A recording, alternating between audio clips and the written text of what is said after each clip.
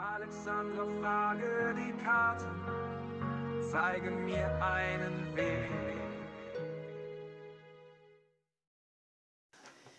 Hallo zusammen, ihr Lieben. Wir schauen mit den Weihnachtslemmis in das Orakel für den Monat Dezember. Diese Karten könnt ihr in meinem Shop kaufen. Die habe ich selbst gemacht, weil mir das immer mal so ein bisschen gefehlt hat, dass es einen Lenormand gibt, wo ich diesen weihnachtlichen Touch habe. Aber es könnte sein, dass es gibt. Ich weiß es nicht. Ich habe es für mich umgesetzt. Und ich finde es ganz schlau für diese weihnachtliche Zeit damit zu legen. Jetzt schauen wir, was der Monat mitbringt. Was dürfen wir im Dezember fürs Kollektiv wissen? Was ist hier in der Vorweihnachtszeit wichtig für uns?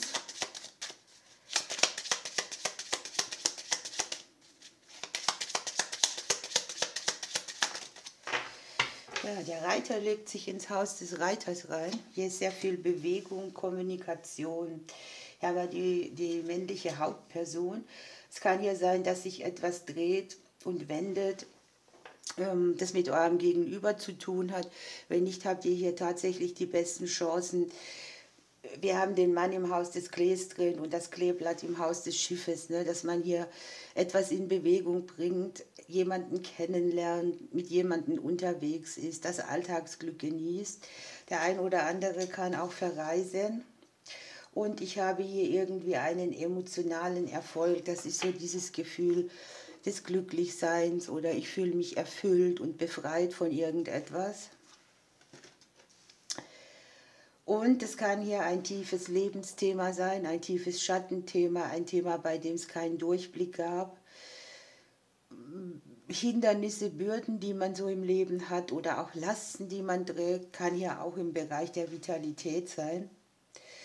Und ich habe hier tatsächlich, dass es etwas ist, was sich zeigt, was entweder mit den Selbstständigen zu tun hat oder mit den Ämtern und Behörden. Eine Zusage, eine gute Nachricht, eine Sache, wo man denkt, da tut sich ewig nichts oder da rechnet man mit nichts, aber hier liegt der Erfolg auf jeden Fall dabei.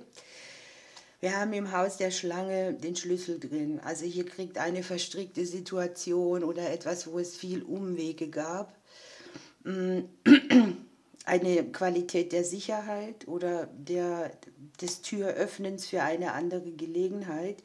Und wir haben das in der Spiegelung hier mit der männlichen Hauptperson aus. Kann sein, dass man eine Trennung überwindet, dass man das Gefühl des Getrenntseins oder Alleinseins auch hier überwindet, weil ich sehe es sehr stark bei den Emotionen mit dabei. Ne? Wir haben die Hindernisse im Haus des Sarges drin. Hier, wo etwas nicht vorangegangen ist, kommt es hier in die Bewegung. Und wir haben ein bisschen Aufregung und Glück und plötzliche Klarheit. Die Aufregung hier ist positiver Art. Möglicherweise eine Wende, mit der wir nicht gerechnet hätten. Wir haben den Stern, den Klee, den Mond dabei. Möglicherweise auch auf 2 Bereichen. Es kann hier auch etwas sein wie ein Gespräch, ein Anruf, das Klarheit bringt oder Glück bringt oder wo sich dann in dem Moment etwas drehen kann. Ich habe tatsächlich eine Energie, die sehr abmildernd ist. Das heißt, hier sind plötzliche Dinge, hier sind einschneidende Dinge, die eine längere Phase beenden, in der viel Herausforderung, ich sehe es vor allem auf den Emotionen mitgeschwungen hat. Und ich habe hier im Haus des Neubeginnes die Häuslichkeit drin, das Umfeld, möglicherweise auch tatsächlich den häuslichen Bereich irgendwo. Familienthemen, langfristige Prozesse oder Dinge, wo man dachte, oh, das Leben, das fordert mich, das prüft mich, ständig kriege ich herausfordernde Themen. Und jetzt habe ich auch noch, es ist wieder zu schön, um gut zu sein, das Kind im Haus der Sterne drin.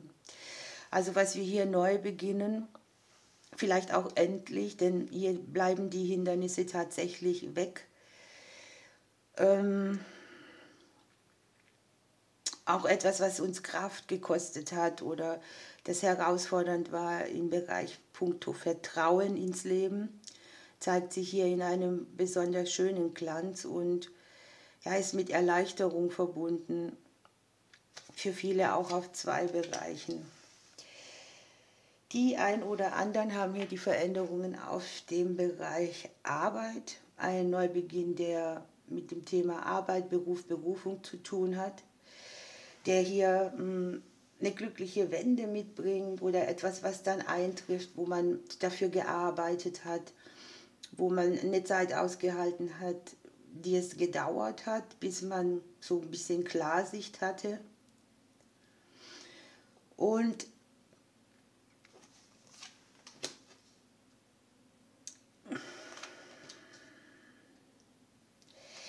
das ist hier sehr reinigend, was ich habe. Das ist so eine Konfliktlösung im Prinzip. Die kann sich auf viele Personen mit auswirken. Ne? Man kriegt ja eine Erleichterung, es macht plötzlich blub und die Luft geht raus, von dem man so angestaut war und die Dinge strahlen irgendwie anders als vorher. Ich habe hier auch Dinge, die so auf der Herzebene einschneidend waren oder herausfordernd oder Dinge, die tatsächlich mit Trennungen, Umbrüchen in der Liebe, Verluste in der Liebe zu tun hatten, die hier wirklich gesessen haben. Das ist nichts, was nur so mal toucht. Und es ist auch etwas, was wieder frei gibt, was so zusammengepfercht war, ne? Oder wo man sich so unter Druck gefühlt hat. Es ist sprichwörtlich, der Druck geht raus und die Wege werden frei und man macht so, hier kommt wieder langfristiges Wachstum in das Thema Herzensangelegenheit, Liebe. Wir selber liegen im Haus der Wege drin, das heißt, wir können hier Entscheidungen treffen, wir können hier tatsächlich auch Herzensangelegenheiten umsetzen, Dinge in der Liebe verändern, Wunden in der Liebe oder in Herzensangelegenheiten auch genesen lassen. Und hier geht es sehr viel um das Thema, dass irgendwie etwas, in das man fast das Vertrauen verloren hätte, anfängt aufzublühen.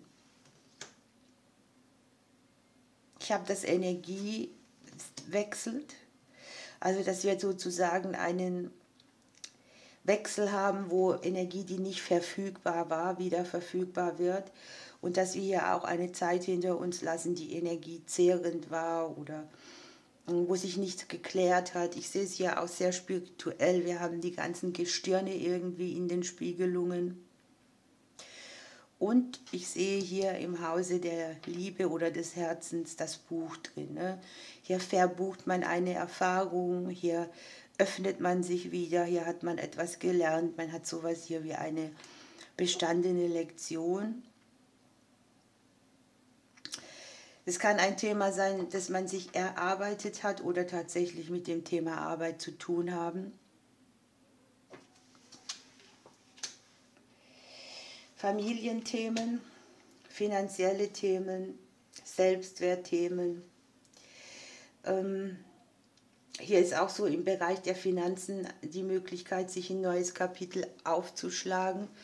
Das geht hier vor allem an den gebenden Teil in uns oder auch in unser Gegenüber. Da gehen neue Türen auf, da öffnet sich etwas und das ist sehr befreiend für alle. Kommunikation, Nachrichten, die Veränderungen mitbringen. Hier habe ich die vor allem am finanziellen Bereich, auch da, wo es so ein bisschen um die finanzielle Sicherheit ging und um ganz verstrickte Bereiche irgendwie. Jetzt haben wir eine Doppeldeutung. Ich habe die Wege in unserem Haus und hier liegen wir im Haus der Wege. Es geht sehr viel im Dezember darum, wirklich Bereiche der großen Verstrickungen oder DNA-Themen, die so ein bisschen hier auf der weiblichen Seite zu sehen sind, auf dem empfangenden Teil, in eine andere Richtung zu drehen. Wieder die Wahl haben, etwas auf den Weg zu bringen. Nicht in der Dauerschleife hängen, entscheidungsfähig zu sein.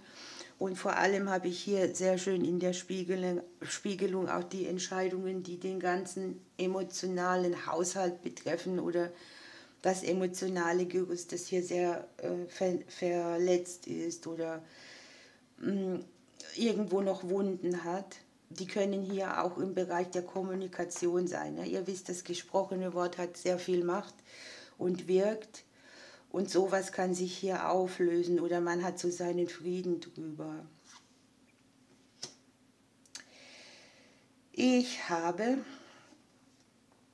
das Beziehungskonstrukt auf der Linie der Veränderung drauf. Es kann sein, dass einige Herzschmerz überwinden oder eben Verletzungen in der Liebe oder in Beziehungen allgemein. Man kann auch in anderen Beziehungen verletzt werden, nicht nur in der Liebe.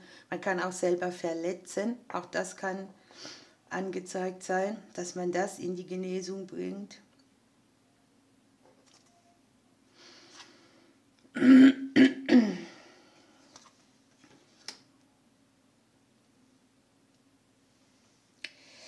Es geht darum, wieder Vertrauen ins Leben zu haben. Moment, ihr seht nicht mehr alles. Es ist mir auch noch die Kamera ausgegangen während dem Film. Ich habe geendet bei, es geht wieder darum, Vertrauen ins Leben zu haben, der Richtung, die einem gezeigt wird, eine gute Energie mitzugeben. Es geht darum, wieder zum Sprechen zu kommen, wo man vorher ruhig war oder wo man dachte, ich sage nichts mehr dazu. Und es geht auch darum, ganz genau zu gucken, welche Nachrichten bringen mir Veränderung mit und welche Gespräche sind so, dass sie nicht sein müssen. Ne? Also unnötige Sachen, die man immer wieder wiederholt, aber die nicht zielführend sind und einen emotional eher hindern als voranbringen. Wir haben Freundschaften, die hier angezeigt werden, Menschen, die uns Sicherheit mitbringen. Das können jetzt Leute sein, die wir im Umfeld haben. Das können unsere eigenen Kinder sein. Das kann jemand sein, der Tipps hat oder der im Bereich der Arbeit irgendwie sich als sehr kollegial erweist und der auch glückbringende Ideen und Impulse hat, wo alle irgendwie weiterkommen. Ich habe im Haus der Finanzen den Schlitten hier drin, das ist hier das Schiff. Ne? Hier geht es um Expansion, hier geht es um finanzielle Dinge, die wir langfristig auf die Reise bringen. Und es kann auch sein, dass hier sehr viele Nachrichten einflattern, auf die wir gewartet haben. Ja? Zusagen, irgendwie sowas. Oder auch Sachen, die Spannung rausnehmen.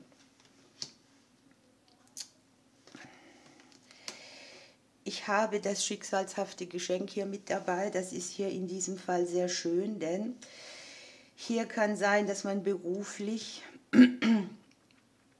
eine Chance kriegt. Es kann ein Mensch sein, der Verträge mitbringt, der Aufträge hat, der Ideen hat. Vor allem sehe ich immer wieder, das ist sehr wichtig in dieser Legung, dass im Prinzip alles, was hier geschieht, sehr viel emotionale Erfüllung mitbringt oder eine emotionale Herausforderung mildert und das in allen Bereichen. Ne?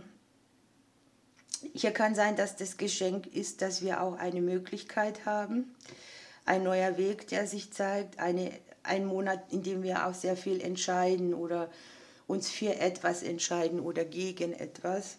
Und das kann an sich hier das Geschenk sein. Ne? Das kann jetzt auch ein Mensch sein, den ihr kennenlernt, der euch sehr viel Sicherheit mitbringt oder ja, wo ihr merkt, dass Erleichterung auf dem Weg ist und tatsächlich auch Blockaden, die ihr habt, emotionaler Art, langfristig wieder gut oder quitt gemacht werden.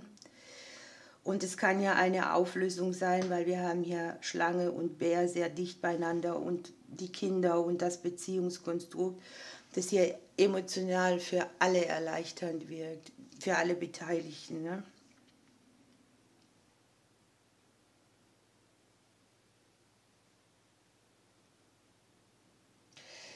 Okay, ihr Lieben, wir schauen, welches Krafttier hier noch mitgeht. Dann dürft ihr noch dranbleiben für eine kleine Botschaft für euch, für den Dezember.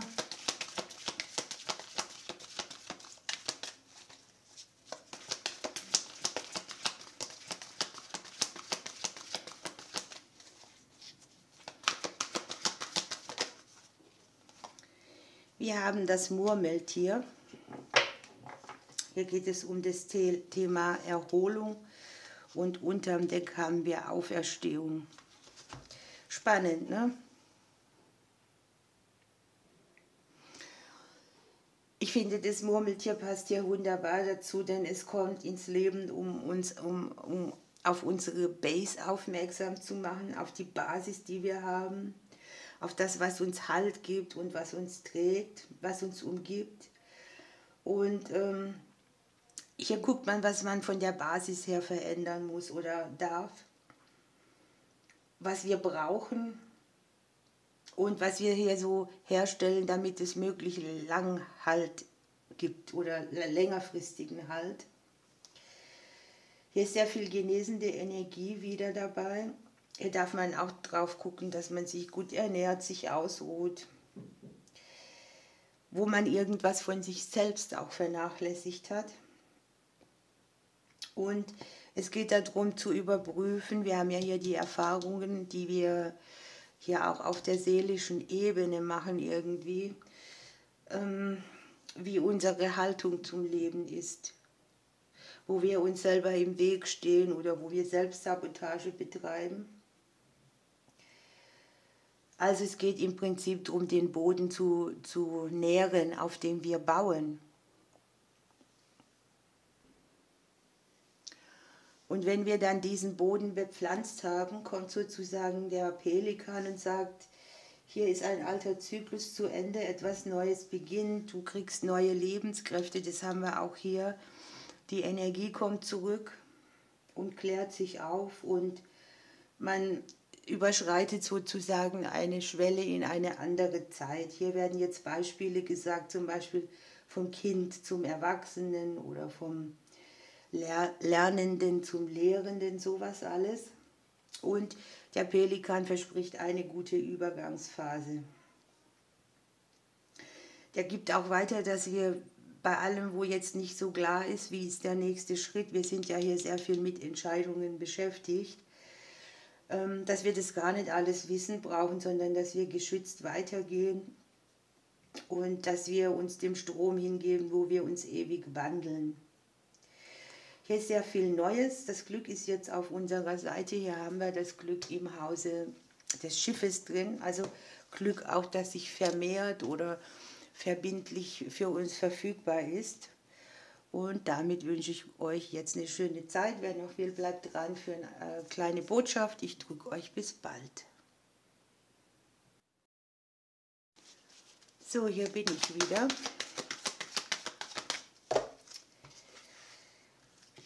Hier nehmen wir eine Pflanze.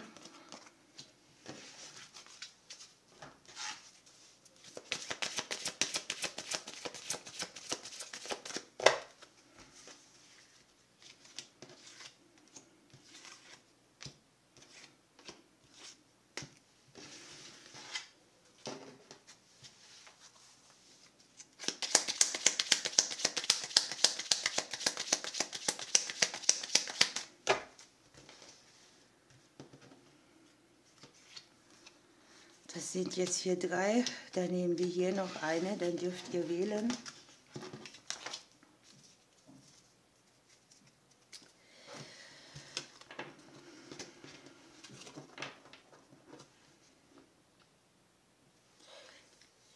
Oh, ich kann mich nicht entscheiden. Mein erster Trend war rechts. Dann bleibe ich jetzt auch mal dabei. Wir haben die Mistel und den Frühling und den Geburtstag. Hier zeigt sich praktisch eine neue Wegstrecke an. Frühling ist die Zeit, wo alles erblüht, wo sich Wünsche erfüllen, wo alles wieder so ist, dass man die Natur wahrnimmt. Und es kann sein, dass es irgendeine Antwort gibt, die mit einem bestimmten Geburtstag zu tun hat, auf der vielleicht im Frühling sein kann oder auf den wir im Frühling zuarbeiten. Frühling ist für mich auch ein Gefühl, ne? Man steht wieder auf, man lässt die dunkle Zeit hinter sich und die Mistel schickt hier das Thema Wahrnehmung der Wahrheit. Es geht um die eigene Wahrheit, die eigene Einstellung, das, was wir vom Leben denken. Und manchmal muss man das auch revidieren. Wenn wir ans große Blatt denken, da hatten wir ja auch die Erleichterung drin, ne? Auch die emotionale, oder dass wir halt gucken, dass wir die Basis anders gestalten.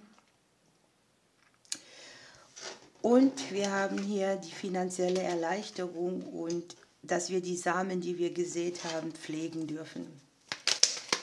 Was sagen die Vögelchen?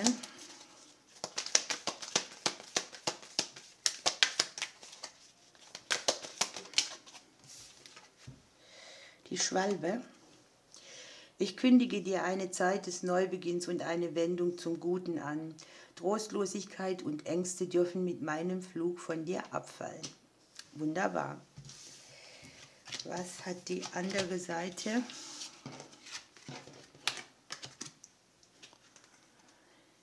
Ihr habt das Mädesüß, versüßt euch das Leben. Auch hier geht es um Freundschaften, Partnerschaften, Übergänge in dieser Zeit und dass ihr euch einfach etwas gönnen dürft. Es ist ja auch die beste Zeit, der richtige Zeitpunkt, um etwas umzusetzen. Und ihr habt hier Bitte um das, was du möchtest, ne? Hier darf man auch mal um Unterstützung fragen oder dem Universum etwas abgeben. Und es ist ein guter Zeitpunkt auch für euch, das Hier und Jetzt. So, hier ist eine kleine Botschaft vom goldenen Käfig. Manchmal hat man alles, aber man fühlt sich nicht frei.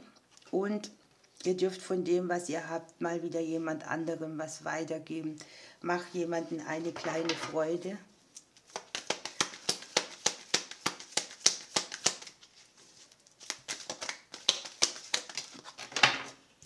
Hier habt ihr noch, auch die Schwalbe.